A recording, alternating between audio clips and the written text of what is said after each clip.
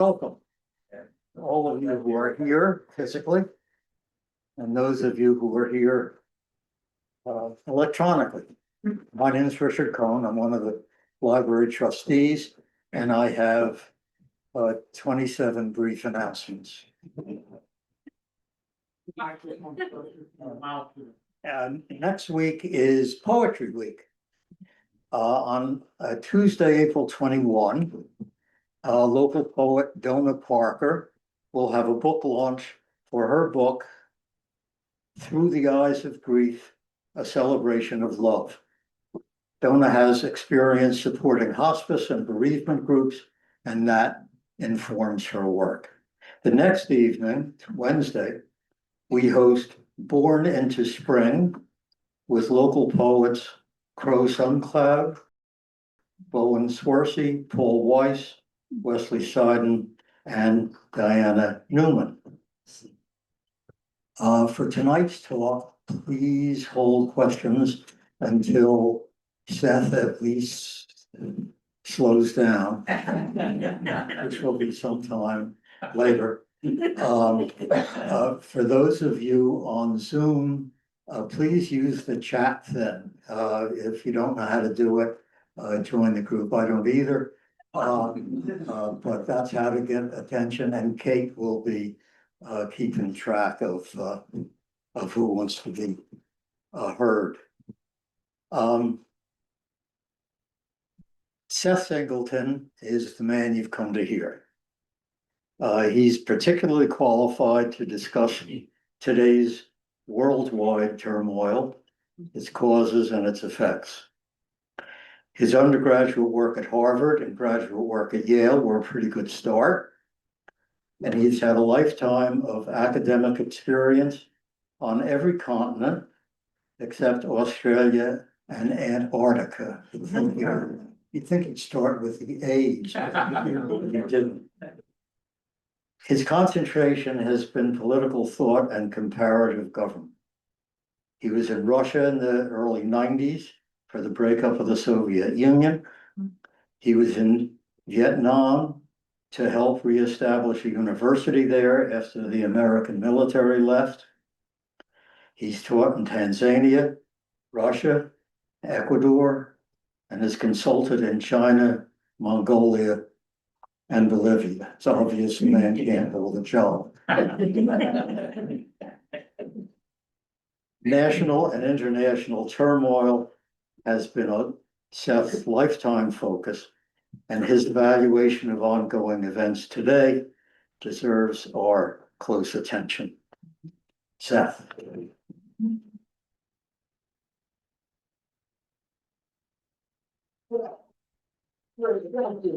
you so much. I invite everybody to come and hear Rick when he talks about constitutional and legal matters on which we are all in his debt. Eric, thank you, and Kate, thank you so much for the Southwest Harbor's Library's invitation, and thanks to all the friends here this evening.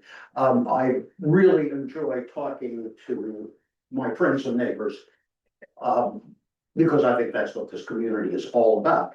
And I particularly enjoy talking to you because you're just as smart as I am in your own ways and professions. And I hope to get some seriously, challenging questions when we're done. Now, as Rick says, I am going to power through on this one. If we go off on questions, we'll probably be off on questions all evening and I'll get about half of it done. And so I'm going to go and power through it. And then we'll open it all up and I can go back to some of the earlier parts on the slides and so on. Okay, let's do it. Our question, every talk should be the answer to some question, is essentially, how did we get into this current mess? What does Mr. Trump himself have to do with it in his way of running foreign policy? What are the possible ways out of it? What is likely in the future? And just a very tagline at the very end, what I think a decent foreign policy would actually look like. Okay. Now, we all know Mr. Trump. This is a quote. He was asked by the Atlantic Monthly magazine back in April, how do you see your role? And that was his answer. And most of the memes, by the way, that I put up here are going to be from Truth Social. Trump's own, following Donald Trump on Truth Social. I learned long ago that if you really want to study something from a point of view of being perhaps less than totally sympathetic to it, you go and look what they say and what they do, not what you think they ought to say and what they ought to do. So I do that. I follow Mr. Trump, and I follow the memes that he puts out for the rest of us. He's obviously angry. All right.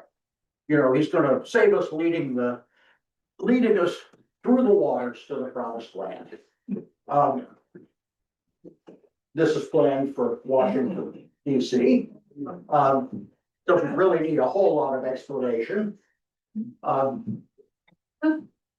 And we look at Mr. Trump in terms of not just what we think of his policies and so on. Who is this guy?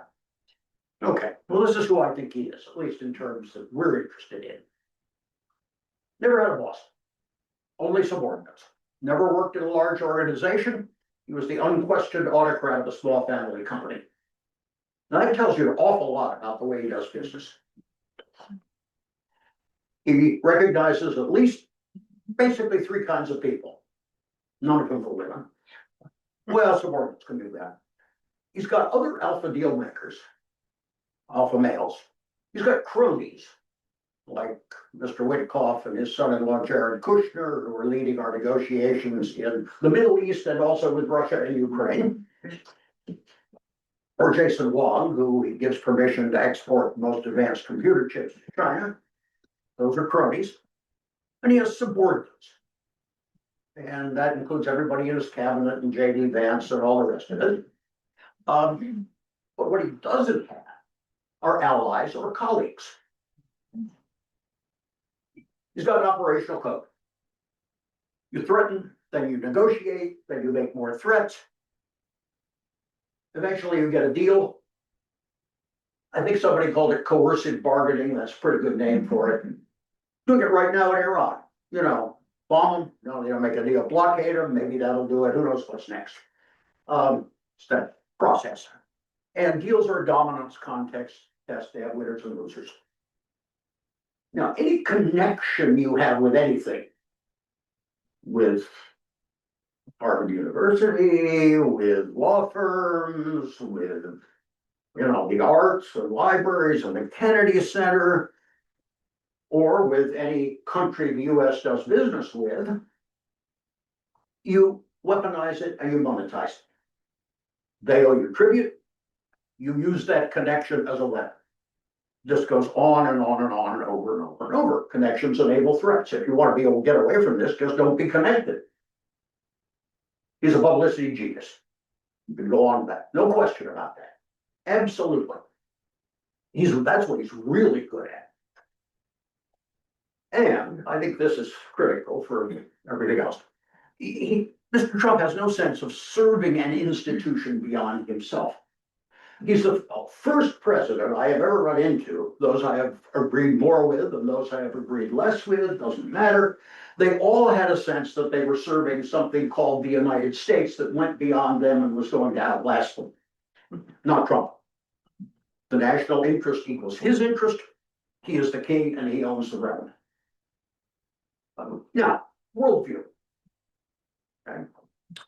By the way, this is going to be a little bit flippant in the way it is presented, but I want you to know that my source is the National Security Strategy of the United States, published in November 2025. Well, we start here. The Gulf of America, that was in his inaugural or thereabouts. The 51st state. Gunland. The national security strategy makes a big point that all of the Americas are part of the Trump corollary to the Monroe Doctrine, otherwise known as the Dondro Doctrine, which the United States means the United States domination. Very clear about that. That's an official document, and everything else. Then you have the wimps and the ingrates. Okay, they don't pay up.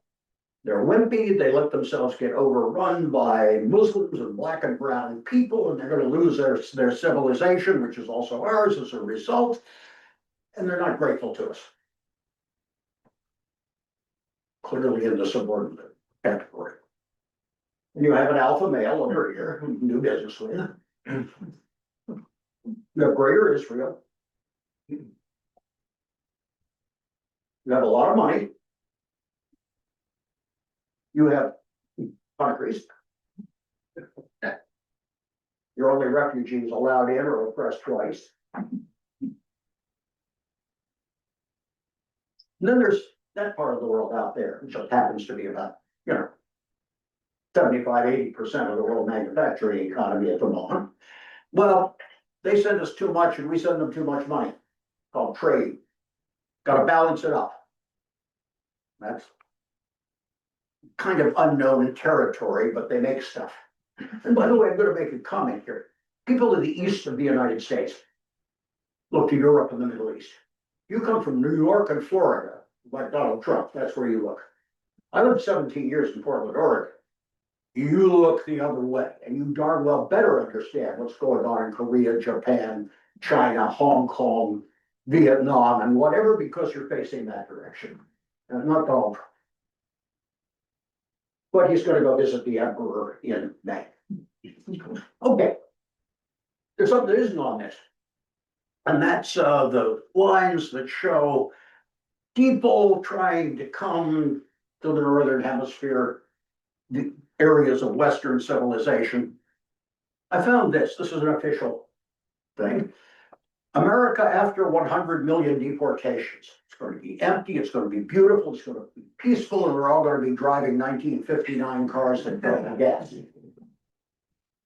This is called the peace of a nation no longer besieged by the third world. Anybody want to guess the source?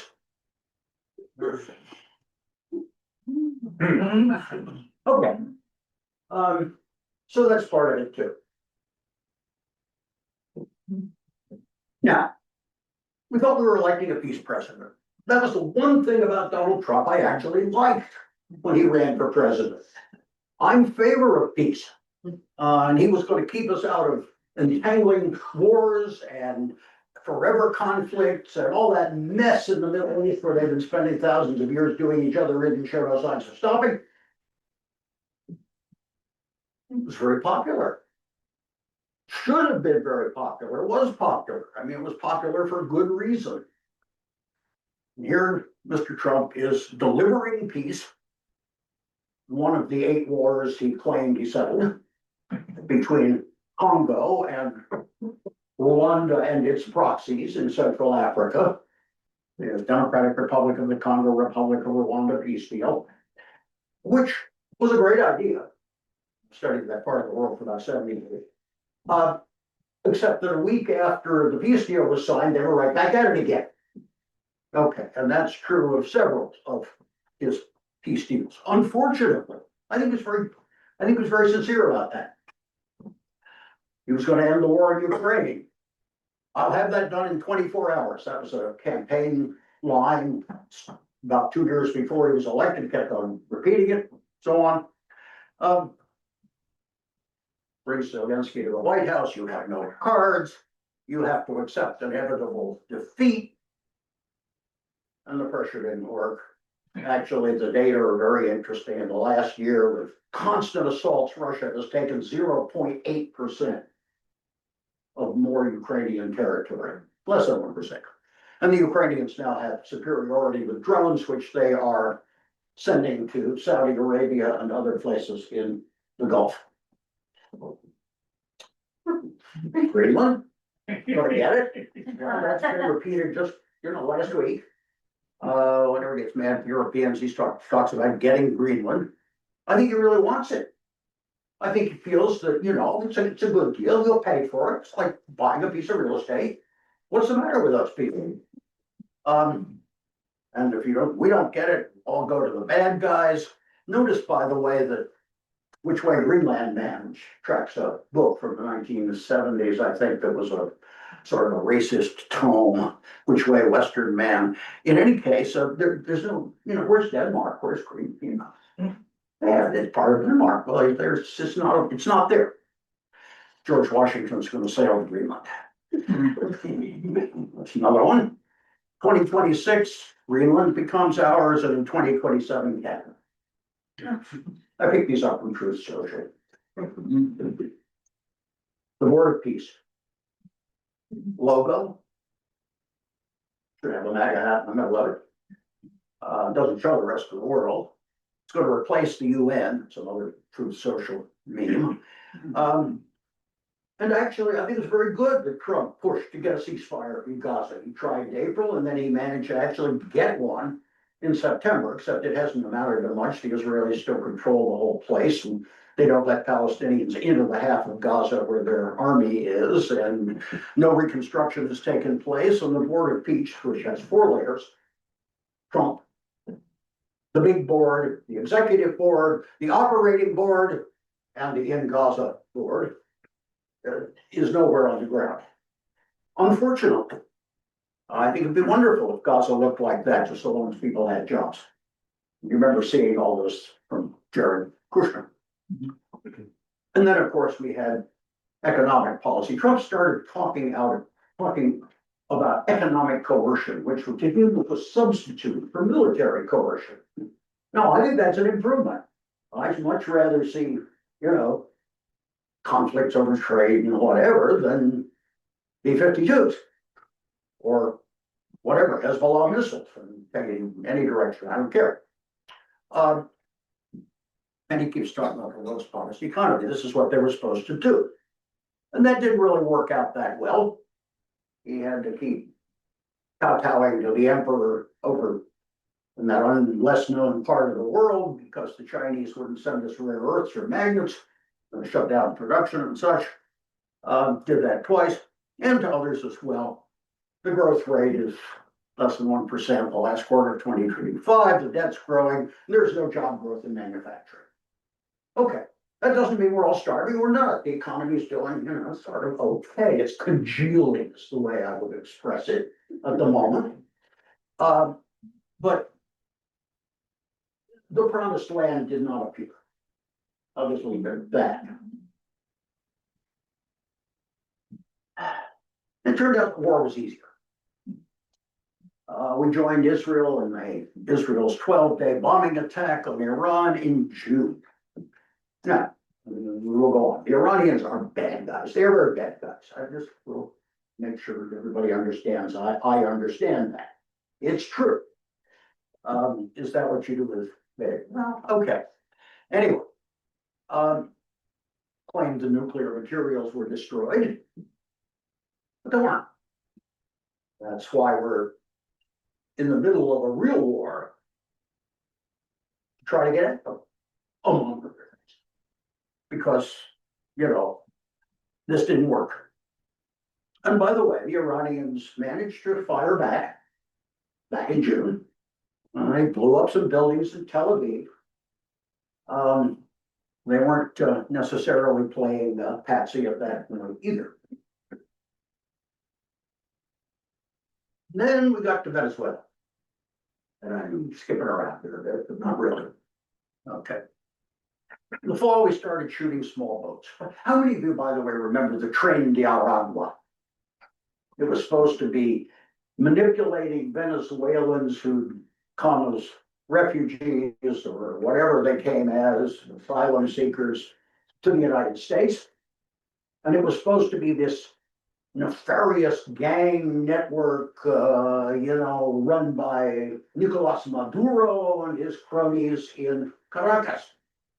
Okay, well, the Tren de Aragua is manipulating deportations and setting itself up in American cities, and the Venezuelans are running drugs in. Actually, the Venezuelans do run drugs. They own lots of drugs. Most of them are cocaine that goes to Europe, but they run plenty of drugs. And yes, a whole lot of people connected to Maduro were involved in that business. And they still are. Anyway, so you start shooting boats, which then fits into your thing about deportations and the gangs and, you know, people from countries which shouldn't be sending themselves to the United States. And then you escalate from that to blockading Venezuelan oil shipments and seizing oil tankers. Well, this is getting to be a specialty if you check the morning paper. Okay. What's the idea? Well, none of the wars, this is another one from Truth Social. But I didn't say anything about beatdowns, bitch slaps, and curb stomps. Run this raid on Venezuela. That's what it is, a raid. It's not a war, it's a raid. Take that Monroe. Our military would do absolutely anything. There's Maduro coming out after this brilliantly executed commando raid by some of our special forces folks. Not sure exactly which unit it was, for you may know, but you know, and so he comes in chains. I think he's in jail in Brooklyn at the moment because he had an indictment for drug running. Okay. But of course, you don't bother to change the regime. No, you leave everybody else in place. Now, we've all heard a lot about Delcy Rodriguez, the lady in the green dress who used to manage the oil business in Venezuela, in a sense still does. She's a Trump darling at this point. Anybody know who the person to the right of Delcy is? Standing on her right in the vest. His name is Diosdado Cabello. He is the internal security head. He is the one who runs colectivos to beat up on anybody who opposes the regime. He's still there. So are all the generals who are probably still running all the drugs. Okay. And then Trump said, well, let's get the oil companies now. They're going to open up to us, which they did. Let's go take the oil. Venezuela is the world's largest oil reserves, except, you know, you can help us on this one. They happen to be heavy grade oil, kind of tar sands type stuff, if I'm not mistaken. A lot of it around Lake Maracaibo, some over by Guyana. Quite expensive to process. There are refineries in Louisiana because Chevron stayed in Venezuela, and I think also in Trinidad, you know, maybe some in China, I don't know, that can process it, but you can't process it easily. And the head of Exxon went in and met with Trump and said, I'm not going to put any money in there. Okay, fine. But it was a great success for public relations, and it took out the boss man, or it didn't take out his government. And I think at this point, Mr. Trump and some of his associates said, okay, all that peace stuff and economic stuff, that's kind of getting me bogged down. Let's go for it. The national security strategy, domination of the Western Hemisphere, is an official document published every couple of years. A placid Middle East to make money. That's what's described in that document. Europe must be converted to save Western civilization. They must kick out immigrants because their civilization is under threat and they're going to be a minority in their own countries in a few years. The replacement theory. That's in the national security strategy document. China, a lot of talk about China as an economic competitor. Okay. Then you have the Venezuela raid. And a week later, Iran erupted in protests, and the regime shot somewhere between 5,000 and 20,000 people. They're not nice guys. Now, about a week after that, they had the meeting at Davos. Just before, the Danes, with the British and the French, who sent, you know, very few, but symbolic contingents, sent a tripwire force to Greenland. And Canadian Prime Minister Mark Carney basically calls out Trump, says the West is dead. followed by Stephen Miller, who says power and force have always ruled world affairs. And Trump says, my own morality is the only check on what I do. Then Netanyahu comes to visit with the head of Mossad, making a convincing pitch for regime change war in Iran. And the war is launched. I just run through that. Now, back home, economy is treading water. No, it's not good, it's not bad. Democrats are winning by-elections, including in Mar-a-Lago. Judges block many Trump initiatives, and the Supreme Court declares his tariffs illegal, at least most of them under the IEEPA. There's a concern about possible rigging of the 2026 midterms, and then ICE, responsible for the deportation policy, is chased out of Minneapolis and Maine when citizens come out to protect Black and brown immigrant neighbors. That wasn't supposed to happen, by the way. We were all, I see everybody in this room, I think is white. We were all supposed to go out and cheer ICE rounding up those Black and brown people. That's not the way it happened. And not just here. Okay, so the Iranians protest, and Trump says, keep protesting, help is on its way. Maybe later. They get shot in the thousands. By the way, decapitating the Iranian resistance movement. I'm talking about decapitation. Riots all over the country. By the way, I did take on this. What would the United States have done under a different precedent? And by the way, I'll pick one.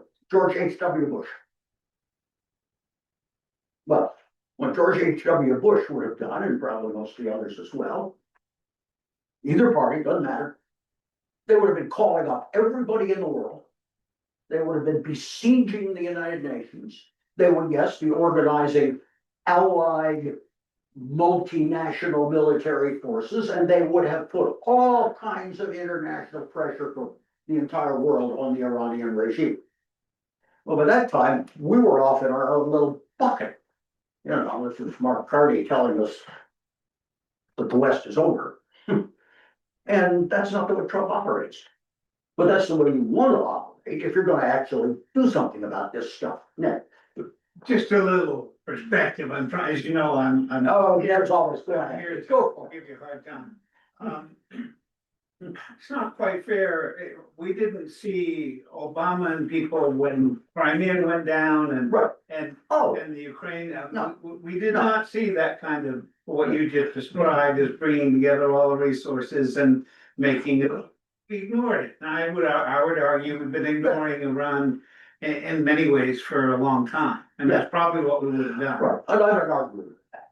I mean, this kind of, Why would you argue with no, that? this kind of, we want to, this kind of behavior is not just.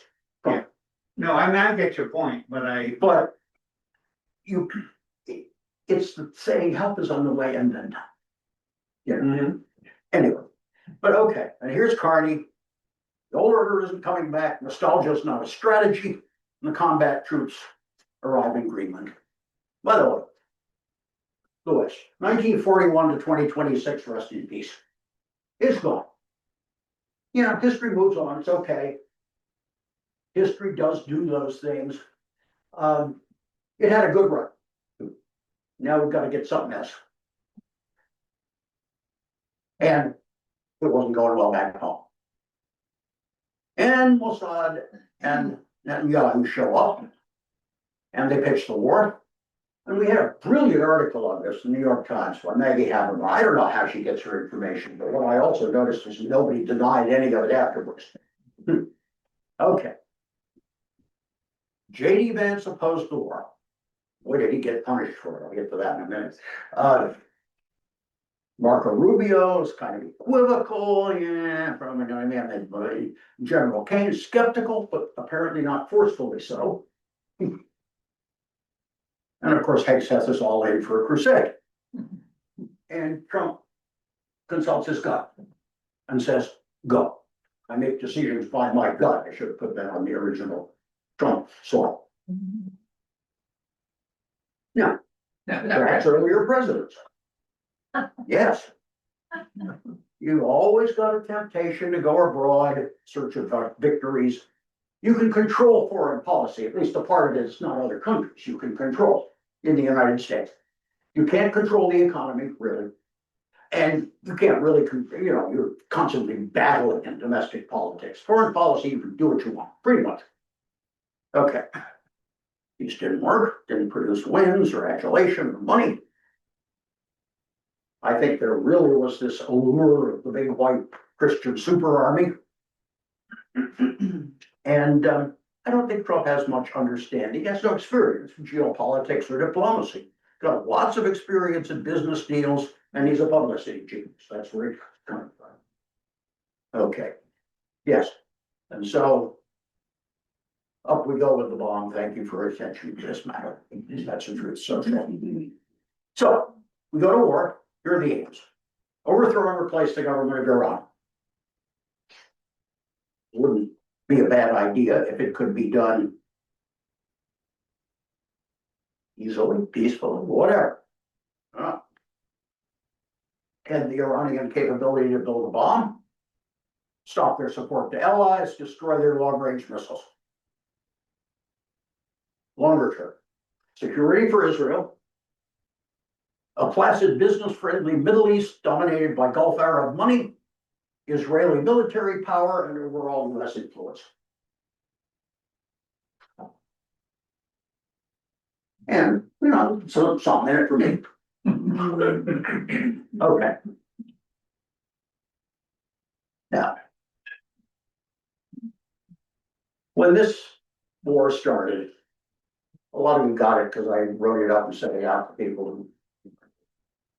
I said, oh my God, this is classic.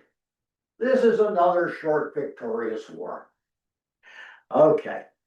And that's what a short, victorious war is. It's a war of choice. That is, you're the aggressor, nobody attacked you, against an apparently weak enemy. You're overconfident, often because the leader is isolated by people who tell the leader what the leader wants to hear. Machiavelli and the Prince warned against that, by the way. He said, beware of flatterers if you're the Prince. The target, they're inferior. And very often there's a racial or religious prejudice mixed in with this. We're gonna show power, we're the boss, shock and awe time. And then we're gonna have a parade. And there's an assumption that if you have the superior weapons, you're gonna win. And what you ignore, of course, is the guys on the other side. And very often, although not always, it's a way to change the conversation from domestic political difficulties. Classic was, in fact, well, there are some examples. Okay, this isn't just Americans. Everybody does this. And they get serious trouble for it. I've occasionally compared Trump to Gorbachev, which seems like a stretch, but I could defend that. Okay. The original phrase, the short, victorious war, comes from what one of the Tsar's advisors told him in 1904. Go beat up on the Japanese, it'll be easy, it'll get you out of all the domestic troubles you've got with peasants and workers and, intellectual rebels and all the rest of it. Well, then we have ours. Remember, bomb Hanoi back into the Stone Age, same kind of vocabulary. You see, that I take the point. This is all new with Trump, not a bit. Well,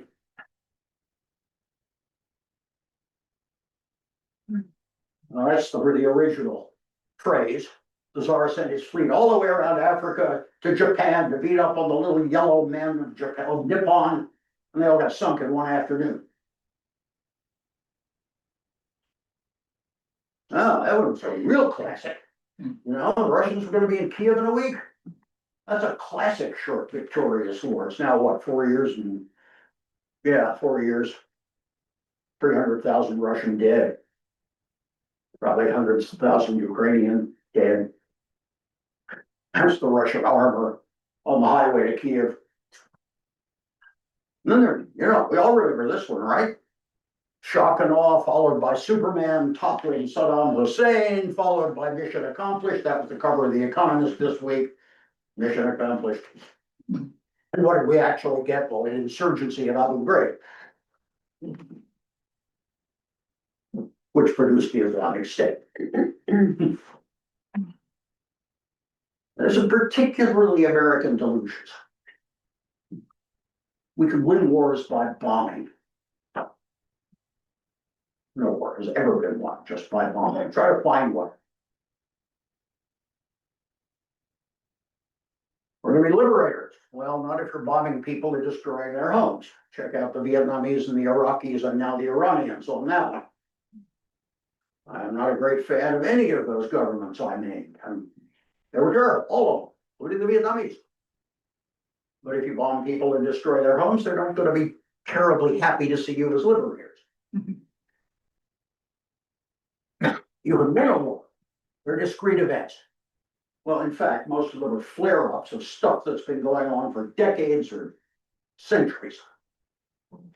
You know, I mean, I could do a 500-year rap on any of those. And then, of course, the other death, we're independent of world politics and globalization. We can dominate others or we can insulate ourselves, country in the world. Well, we found out that maybe we're not independent. Okay. Now, the Iranians, by the way, after their bombing took place and they got lots and lots of targets hit and missiles destroyed and whatever. And by the way, we decapitated them. We took out the Ayatollah Khamenei, the supreme leader. Well, yeah, and a bunch of others with him. A couple of things there. Most people don't realize that Shia Islam adores martyrs. I wouldn't be all surprised if Ayatollah Khamenei said, I'm 86, I'm going, you know, here's where I'm going to be tomorrow night. Come kill me and I'm going to go out as a martyr. That's the whole, you know, part of the whole in Shia Islam. The Iranians, by the way, had planned 5 bureaucratic layers deep for this kind of event. You know, people stepping in 3, 4, 5 layers down the chain of command and all their organizations. It's a country of 90 million people. It has military forces of well over 1 million. It is sophisticated. It does computer hacking. It makes missiles and drones. This ain't Venezuela, guys. And I don't know how much that was understood. Anyway, the Iranians retaliated. And in fact, they drove a lot of American military personnel out of their bases. Went to hotels to try to, you know, do their computer stuff. Shut down Dubai, the playground of the oligarchs, the great, you know, whatever, modern Middle East with all that UAE money, airport shut down. I don't know if it's reopened yet. Is it reopened?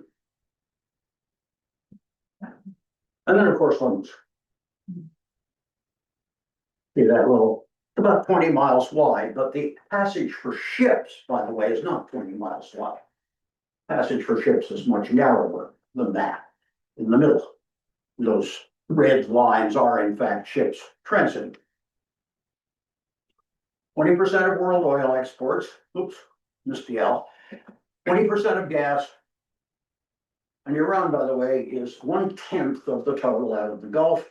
The rest of it is mostly Saudi, UAE, Kuwait, and Iraq. Iran is 2% of world oil exports. If you just knocked out Iranian oil exports, it wouldn't make that much difference. You shut Hormuz, and you've got a serious problem with global oil supply. All those red dots, by the way, are ships. No, very few of them in the middle of the strait. They're all either outside or inside.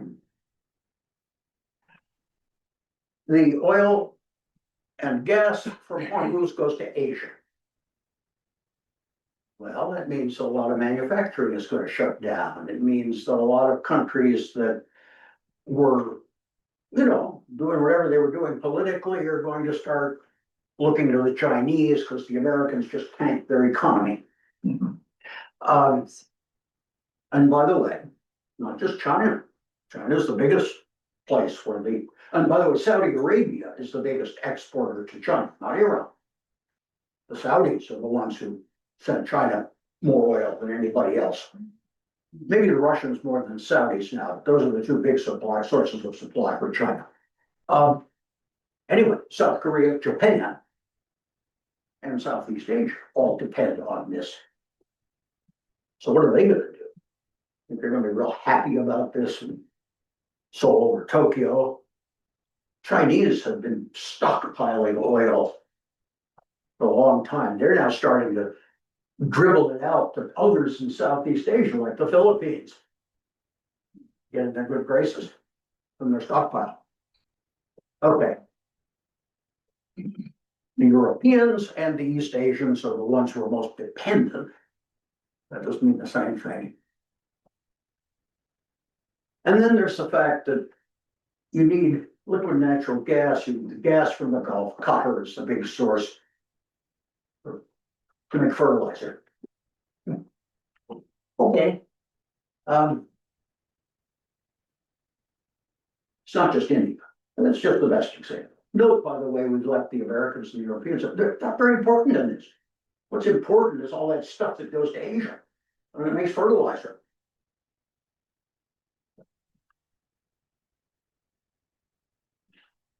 I love Vietnam in its current situation.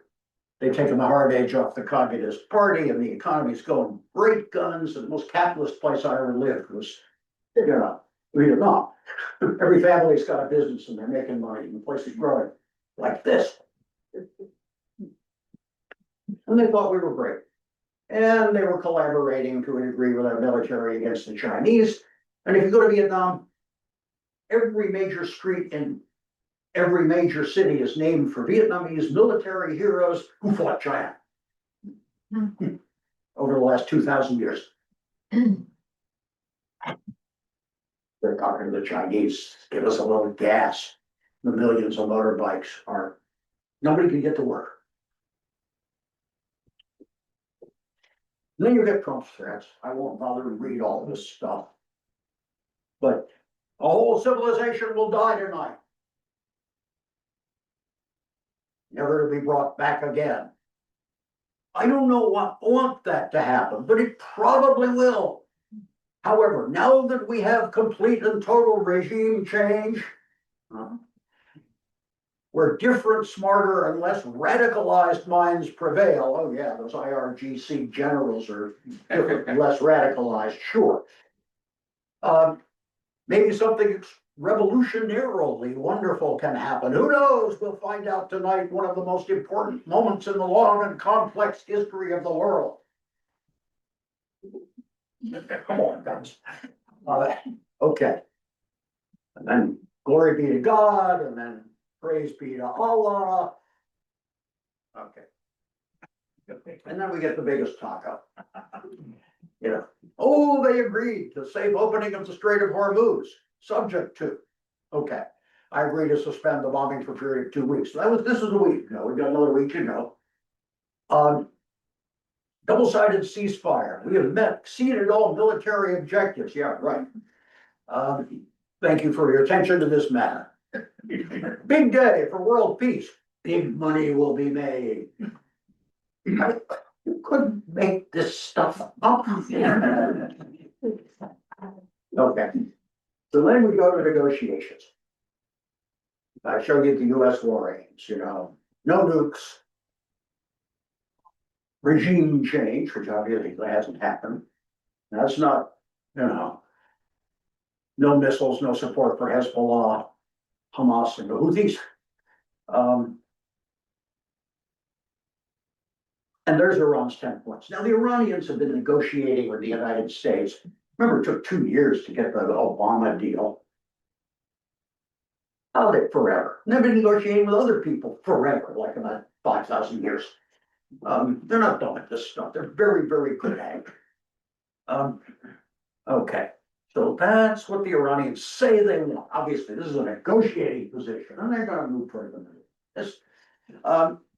But control over Hormuz, the right to enrich uranium, that's in the Non-Proliferation Treaty, which they signed and have not violated. Withdrawal of US military forces from the region, that's an obvious non-starter. They throw that in so they can drop it on the way to a deal. And ceasefire all fronts, including conflicts involving Hamas. In other words, Israel, stop attacking Lebanon. Okay, the Americans make them do it. Good question. Well, if you actually take this and then you look at the US stuff, what you end up with is JCPOA 2. The Iranians say, okay, we won't build a nuclear weapon and you can inspect it and we won't, you can assure yourselves that we're not building a weapon, but we'll still keep enriching uranium because it's our right. And you lift all the sanctions and we open the strait. That's essentially what Obama's people spent 2 years negotiating. And I don't mean it just happened to be on Obama's watch. I mean, it could have been other presidents. I'm not singling him out particularly as the person responsible. Okay. Well, yeah, co-management. We'll both charge tolls. I think Trump suggested that at some point. Yeah. I don't think that's terribly acceptable to the Saudis, the Chinese, the Europeans, the Japanese, the various other people who have a say in this world. But nevertheless, we can go back to war, then what? Remember, Vance was the one who said he didn't want the war. So what does Trump do? This classic thing. Sends him to the negotiation in Pakistan for 1 day. 1 day, 2 years, give me negotiates this stuff in 1 day. You know, maybe you can show, well, it even takes more than a day to arrange a surrender. Okay.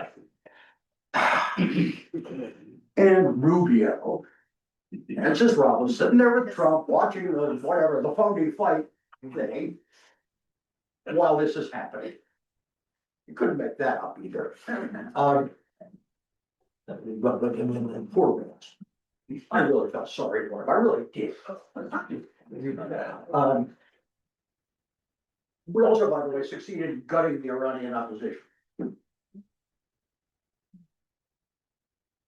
Reza Pahlavi, anybody want to buy a Reza Pahlavi? His grandfather took over Iran originally, his father did. Sure, I can give it to you. It's not bother right now. He was all in for the war. He backed it. He was going to return in triumph as the Shah. When the regime didn't cave, when there was no regime change, when people back home started coming out and saying we don't like being bombed, even though we've been demonstrating against the government, many of us got shot. He has now been pretty well discredited in the exile community. Maybe he'll make a comeback. I don't. I ran into this. Iranian Americans against the war when it started.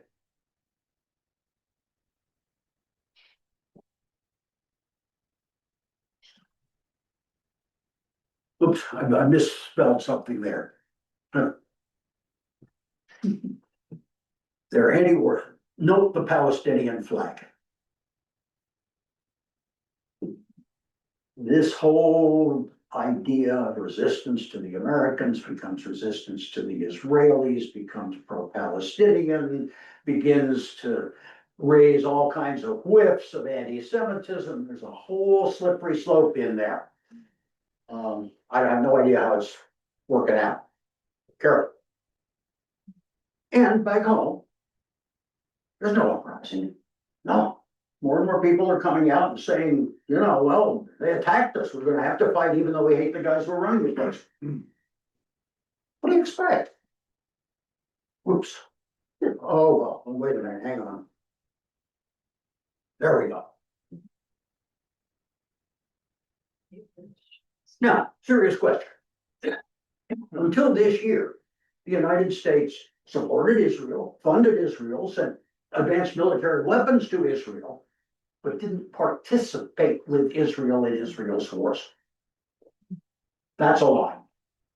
Okay. Netanyahu can, if you want to use that word, threaten Trump with junking any deal with Iran. He can start bombing Iran again. He can go after Hezbollah even more. Gonna annex the West Bank. He can do all kinds of things that make it very, very hard for a deal to be reached once the United States is a participant with Israel in the war.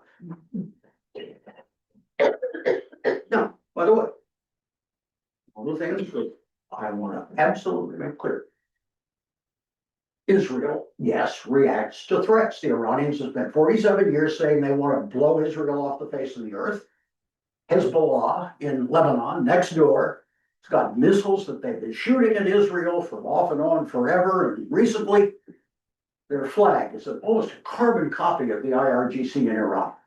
I've got one slide, it's got the two, and then another one from one of the Iraqi militias. They're exactly the same. Okay, this is real. If you're in Israel, these guys are right across the border. This is not made up. Israel can claim correctly that it has been under threat. However, the United States cannot. Okay, I'll just lay that out there. There have been about 1 million Lebanese displaced from southern Lebanon by the Israeli invasion of southern Lebanon. 600,000 are the ones from the areas now occupied by Israel, maybe can't return to their homes. And we have exactly the same pattern that we had before. Israel threatened, attacked, or preempts with an attack imminent, wins, takes more territory, and displaces more Arabs. I remember writing a piece on Israel and Palestine when I was 16 years old in high school. Hasn't changed a bit. Okay. And there's no way the United States could declare victory and walk away with Iran controlling the strait. Now, this is, as Gilbert and Sullivan would say, a pretty little howdy-do.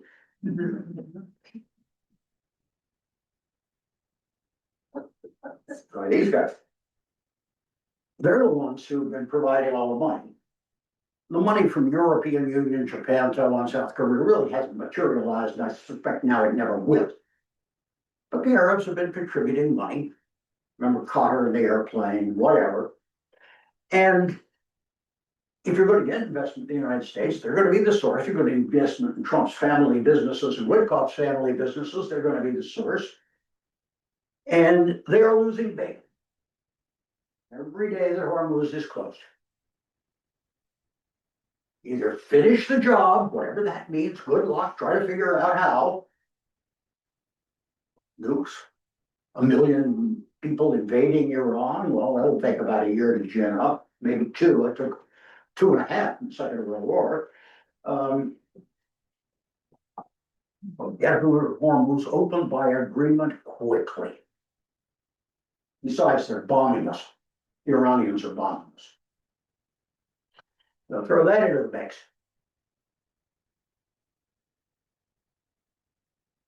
Okay. You can declare victory and go home. Iran continues to control the strait and can dig out its nuclear materials. You can drop forces on Kharg Island, which is their main refinery, or on the little islands at the mouth of the Strait of Hormuz. But what are they going to do after they get there?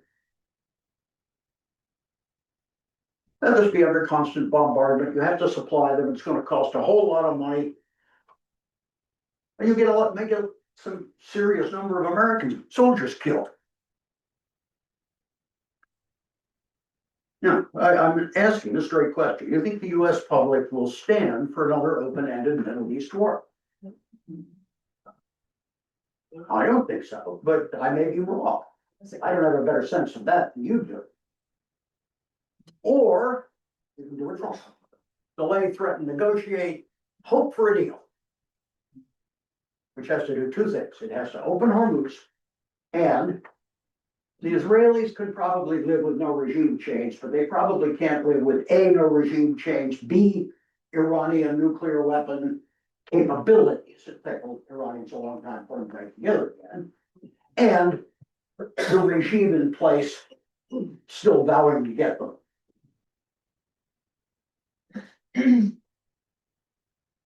So what do you do? Well, let's do Venezuela again, it's blockade, whatever. And by the way, X is Hormuz. The blue line is the US blockade in the Gulf of Oman, which includes the coast outside the Gulf, as well as anything coming through the Gulf. And then over here, we have the Houthis controlling, although they haven't done it yet, the Bab el-Mandeb, which is the other main source of goods to oil, all the rest of it to Europe, the Mediterranean, in and out. So watch that.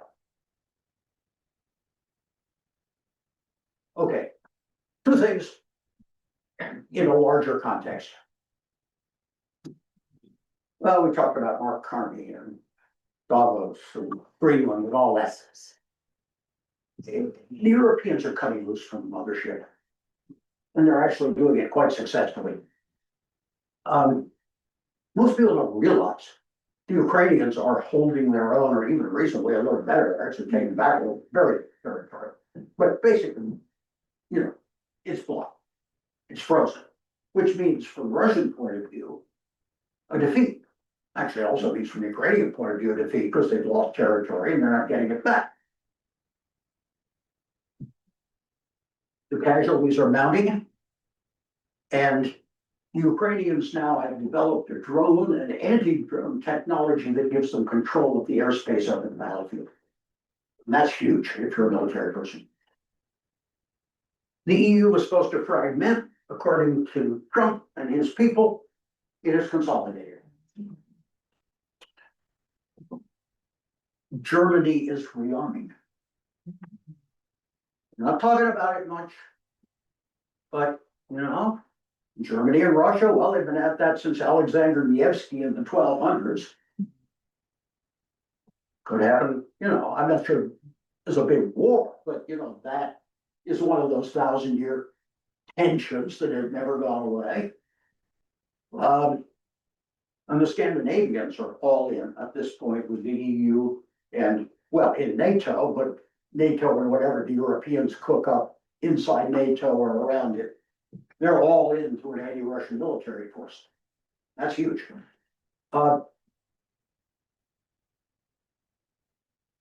Trump's people called explicitly for American diplomats, actually received an instruction to aid the right-wing anti-immigrant parties in Europe, the Reform Party in the UK, the AFD in Germany, and of course, J.D. Vance was sent to keep Viktor Orban in power.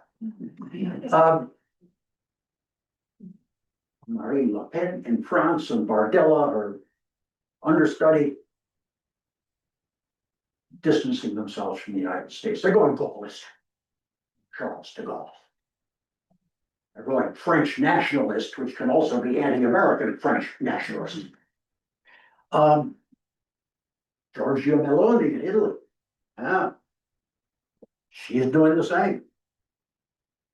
And elsewhere in Europe. So these are still anti-immigrant right-wing parties, but they're also anti-immigrant right-wing anti-American parties. And that's interesting. That never occurred, I think, to the people in Washington in this administration. And the UK and Canada have clearly said we're European, we're not MAGA. Okay. This is fascinating. This is the aid allocation to Ukraine, European and United States.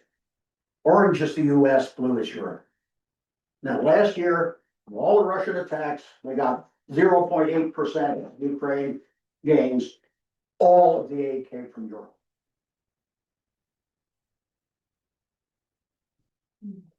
And then we get this. That actually may be the most important event of the past week. Okay. This guy was, well, you remember, right?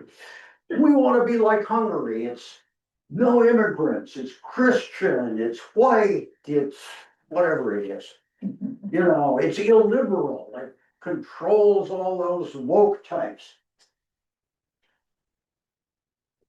Okay, that was the MAGA poster boy. Look at the list of helpers. Trump, Putin, and Netanyahu. Putin said spooks. Trump said J.D. Vance.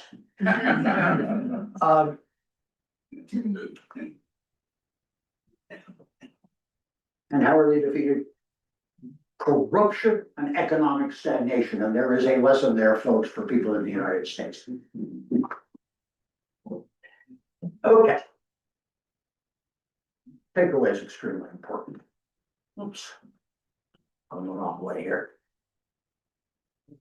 And a word on China.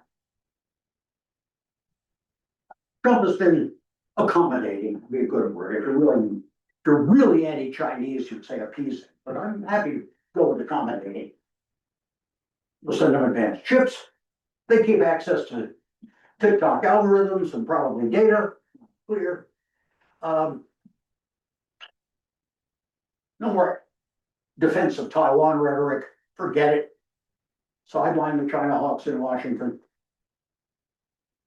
Also alienating our anti-China Asian allies. The Japanese, by the way, like the Germans, are rearming. They can build a nuclear weapon in about 3 months. Okay. And other things, we've taken all of the military assets out and sent them to the Middle East. Okay. Now, I mentioned the Gulf speed race. What's the good side? That's a war that isn't going to happen. You're China, why bother? You know, they don't want to be the world economic center. They're getting there really fast. How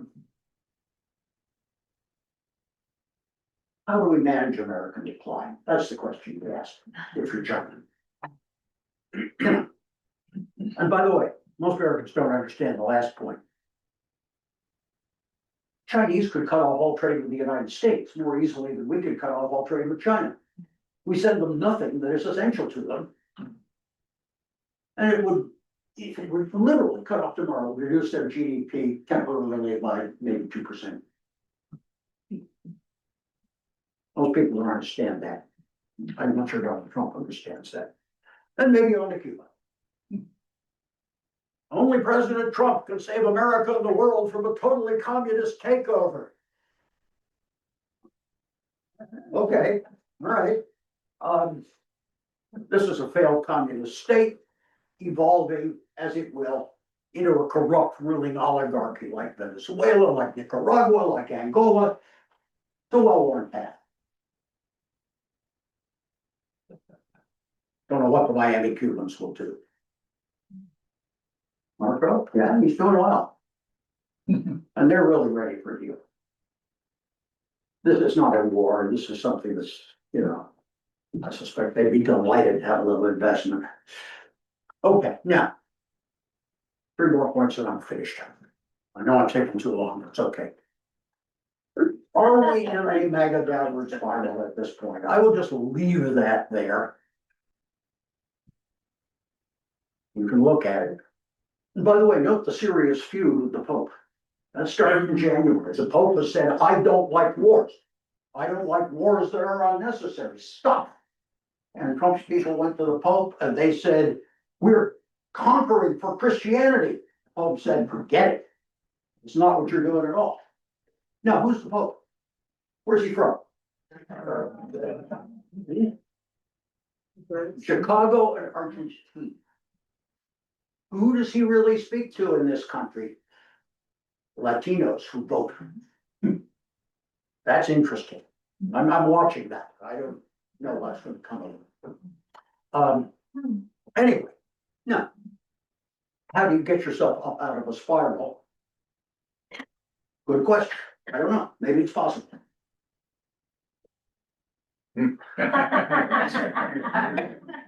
that picture tells you a lot. And then, of course, he makes other mistakes. I got that on Truth Social. Mike Smith alerted me to it. Trump is Jesus. He got blasted by his own followers on Truth Social for that one. Just blasted. You know, I don't know if he's lost it. No, I haven't either. We're gonna need to redo the military. It's one of the things we're gonna have to be doing. By the way, I agree with Matthew. Peacemakers are indeed blessed. I've always been a little ambiguous about whether our soldiers, anybody's soldiers, and even ours with flags, are peacemakers. I'm with Matthew on that one. And then finally, this last one I'll do. This is what I would do for decent foreign policy. Remember, the old world's gone. Now go bring it back. Follows George Washington's farewell address. No harm. Deterrence. High level. No aggression. Limit commitments, but keep them. Invest in technology. Military capability exports are downstream from technology. Never forget that. Promote trade that benefits workers, not only companies. Correct the economy. That's the hardest. And that includes both the debt and the equality problem. The fact that people can't afford a house, a car, food, and medical care. And I would do aid. But I would do humanitarian aid. I would have a medical aid program. I would keep cultural exchange. And I would probably, depending, task some of the military to provide really good disaster relief to people who were doing earthquakes and other wars and all the rest of that. So we're not gonna, and you know, we need a little Rosie the Riveter at this point. Okay, question. Yes, sir. Really you want me to? Could you repeat the question? To the point you make about the end and the undoing of American government's foreign aid, USAID, et cetera, under Trump. So much talent gone, maybe gone and employed elsewhere. What are your thoughts about how those talented, knowledgeable bureaucrats and public servants might come back under a different administration? It'll take time. I think from what I know of kids, I'm going up to Orono on Saturday to meet with the current grad students in international affairs. They're ready. If we had a foreign policy they would be proud of, I don't think we're going to have any problem getting a number of recruits. I actually agree with General Stanley McChrystal that we should have a national service for all men and women when they are, give or take, 18 or 20 or whatever, all the details. Which, by the way, I would ban cell phones from. It's like, you know, they don't talk to each other for once. And no, I think probably 2 presidential terms could rebuild not the whole bank of you know, expertise, but wouldn't be trying to rebuild the old structure at all. But this is not a totally you know, out of sight operation. This 5 to 10 years. Credibility take a little longer than that. But if you had a decent policy for them, you get the people. Right. Seth, you usually end the talk with optimism. Where is it? Oh, I'm actually quite optimistic. Now I'm quite optimistic because I think that this short victorious war, you know, I'll be very, very blunt, it adds to the difficulty, it adds to the downward spiral. And I think that's a good thing. I would like to see, you know, maybe again, you know, if it comes from within the Republican Party, if it comes from the society, you know, that's a whole nother conversation. But I think we're now at a point where in fact we can start thinking about good stuff in the future to happen and make it happen. That wasn't necessarily true a few months ago. So I'm an optimist, absolutely. Yes, sir. How much, Trump's actions of late do you think are a result of the Epstein files? What was the question? Oh, the result of the Epstein files, I have no comment on that. That's one of the things that's kind of a bee in the bonnet there. I don't think that's what motivates it. I think actually, it's much more of a normal, in the sense I've been talking about normal. I think Trump is normal, where the progression of events is normal. It's not just, oh, there's the Epstein files, I gotta do it. No, no. I have no idea what's in the Epstein files.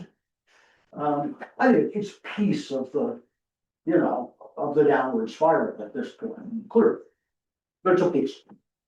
Question was from earlier in the talk. What is it that makes Trump a publicity genius? Publicity?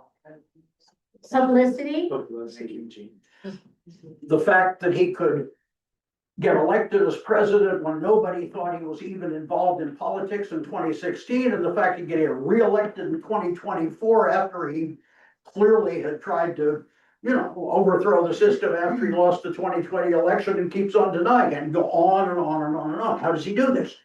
He is charismatic. He creates a cult following. People love him. Left Ozzy Osbourne too. The one on the left. I mean, that's a real one. That's not the one Trump did to claim he was Jesus.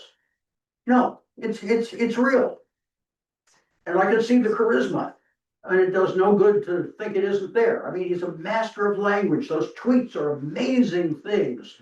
Oh, the civilization will end tonight, blah, blah, blah. And boy, does that get eyeballs and attention.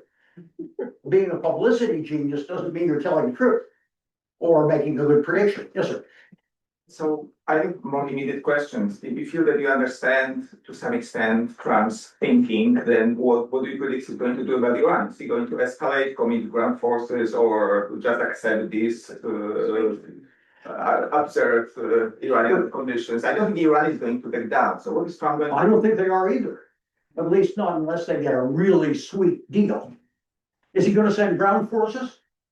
He could, even though it would be, that would really do the downward spiral. I don't think anybody in this country wants him to do that more than, I think I saw a figure that they asked, one of the polls asked that they had 16%, 1/6 in favor. 1 out of 7, and probably that's more than you'd end up with. So I don't think he's gonna do that. And then the question is, what is he gonna do? And all I can do is lay out the dilemma, and I don't know. He's going to do something. I think he'll just try to keep, playing for time, blockading. It's stuck. I mean, I think we agree. And I don't know what his gut is gonna tell him. Here, Mike. I read recently that there is a pipeline that goes east and west across the landmass that forms the southern part of that borders the Strait of Hormuz on the southern part. The question I have is that thing the size of a garden hose, or is it, or does it have potential to be a way that we don't, I'm held hostage to that strait? Saudis are now exporting. This is the one that goes over, and it actually goes over to the Red Sea. No, I'm talking about going right across the, Well, there's another one here, yeah. and from UAE across Oman. You take the bottom of your red X, goes east and west to those 2 points. Yeah, somewhere this way. Right by the X. Yeah. I'm not sure how much that one is now exporting, as I'm sure it's matched. And it was being used before, so it isn't gonna add much. The Saudis are now exporting, as I saw a figure, something like 30 to 40% of their capacity through their pipeline that goes across to the Red Sea, which is why this becomes important. So they're still exporting through the pipelines, yes, but it's not gonna make up the 20% that goes through Hormuz. Why didn't the Iranians target those pipelines? Maybe they tried, I'm not sure. And they targeted the port. They targeted the port is about halfway up the Red Sea, and they definitely targeted that, the Iranians. Yeah, the export terminal. Halfway, yeah. Yeah. Yeah, I hadn't noticed that. We've got another question online. Seems to me to correct the economy and inequality and debt requires major campaign finance reform, citizens united, etc. How can that happen with both political parties seem independent or dependent? Well, okay, we're now way off anything I know anything about it, anything more than anybody else in this room.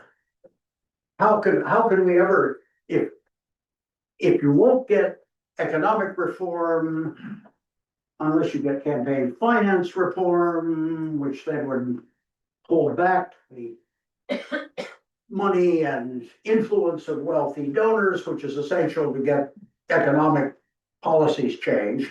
How can you do that without, getting rid of Citizens United? You can't. You indeed have to have, you have to have a real groundswell like the one they had in Hungary that says, we're just not going to tolerate anymore the inequality and the inefficiency and the debt and all the rest of it. But that takes a long time to build up.